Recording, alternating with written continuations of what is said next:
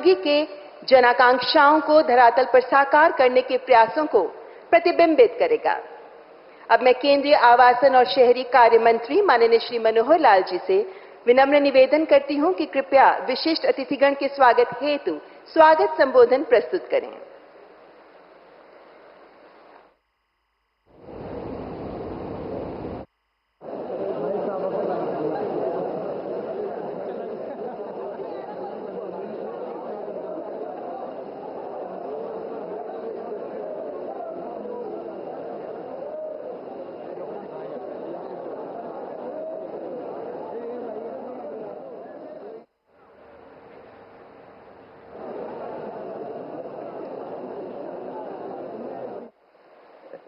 माननीय प्रधानमंत्री जी, भारत सरकार के सभी आदरणीय केंद्रीय मंत्रीगण, सांसदगण, सभी विभागों के सचिवगण, अन्य सभी अधिकारीगण, उपस्थित बंधुओं, भाइयों बहनों, आज का ये अवसर बहुत महत्वपूर्ण अवसर है। इस कर्तव्य भवन के निर्माण में, जिसका आज उद्घाटन हो रहा है, बहुत से सहयोगी अधिकारीगण और निर्माण में लगे सभी कामगार, इन सब बंधुओं का जिन्होंने इसमें सहयोग किया है, उन सब का भी मैं बहुत बहुत अभिनंदन करता हूं। माननीय प्रधानमंत्री जी, आज के इस अवसर पर मैं विशेष रूप से आपका धन्यवाद करना चाहता हूं कि आपने न केवल समय की जरूरत को देखते हुए, बल्कि कर्तव्य पथ के रूप में नए ऑफिस भवनों को बनाने के इस नए भारत, बदलते भारत और विकसित भारत की इस तस्वीर का विचार हमको दिया है। देश की आजादी के 68 साल के बाद हमारी सारे सरकारी कार्य प्रणाली में एक नए कार्य का शुभारंभ हो रहा है। जनसेवा के कदमों को बढ़ाते हुए कर्मयोगी बनकर राजपथ की बजाय कर्तव्य पथ पर चलने की परंपरा ये आपने शुरू करवाई है। इस राजपथ को, कर्तव्य पथ का नाम ये आप ही के द्वारा दिया गया है। कार्यस्थलों को कर्तव्य भवनों का ये नाम दिया गया है। 10 कर्तव्य भवनों की निर्माण श्रृंखला में कर्तव्य भवन 3 का सबसे पहले आदरणीय प्रधानमंत्री जी ने आज उद्घाटन किया है। मैं इस अवसर पर आप सबका स्वागत और अभिनंदन करता हूं।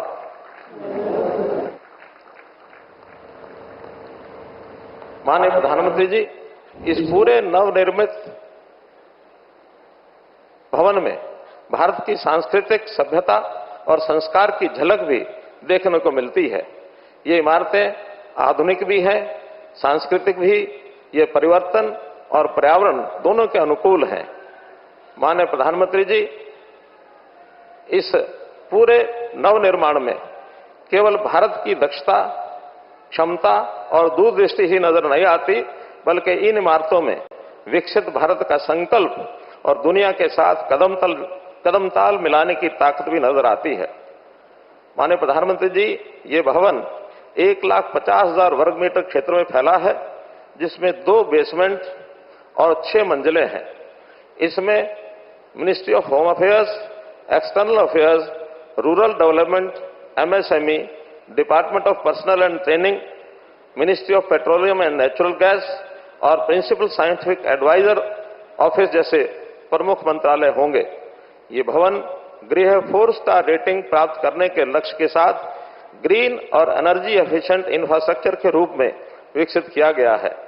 366 kilowatt per hour rooftop solar system, जो प्रतिवर्ष 5.3 लाख यूनिट बिजली उत्पन्न करने की क्षमता के साथ अपनी ऊर्जा जरूरतों को पूरा करता है। परिवर्तन के इस समय में प्रकृति और पर्यावरण का भी हमने पूरा ध्यान रखा है। यहाँ रेन वाटर हार्वेस्टिंग सिस्टम भी लगाया गया है, जिसकी क्षमता 740 KLD है और यहाँ पानी पीने के भी ये योग्य होगा। स्वच्छ भारत मिशन के तहत इसमें सॉलिड वेस्ट मैनेजमेंट का भी प्रावधान किया गया है। Advanced fire safety, natural light और वेंटिलेशन के लिए कोर्टयार्ड बेस्ड डिजाइन और आधुनिक आईटी रेडी इंफ्रास्ट्रक्चर इस भविष्य की आवश्यकता के अनुरूप बनाता है। ये सभी भवन न केवल आज को देखकर बल्कि आने वाले कल की जरूरतों को भी ध्यान में रखकर बनाए गए हैं। माननीय प्रधानमंत्री जी, ये कर्तव्य भवन आत्मनिर्भर भारत की आकांक्षाओं, आने वाली पीढ़ी की अपेक्षाओं और विकसित भारत के सपने की एक तस्वीर है। इस कर्तव्य भवन से हम सब कर्मयोगी बनकर, राष्ट्र सेवक बनकर मिलकर काम करेंगे और अपने इस सपने को पूर्ण करेंगे। कर्तव्य पथ के इस विचार, इस भाव और इस विजन के लिए मैं पुनः प्रधानमंत्री महोदय जी का हृदय की गहराइयों से धन्यवाद करता हूं, उनका आभार व्यक्त करता हूं। बहुत बहुत धन्यवाद। जय हिंद, जय भारत।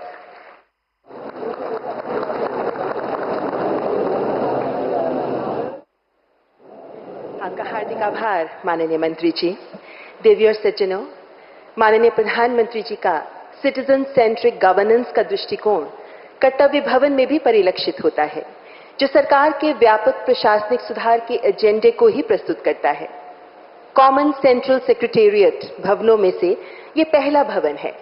उद्देश्य यही है कि एफिशिएंसी, इनोवेशन और कोलैबोरेशन पर आधारित एक ऐसा इकोसिस्टम तैयार किया जाए जिससे प्रशासनिक कार्यक्षमता को बढ़ावा मिल सके। इसी विजन को हम आपके समक्ष प्रस्तुत कर रहे हैं। आइए देखते हैं ये शॉर्ट फिल्म।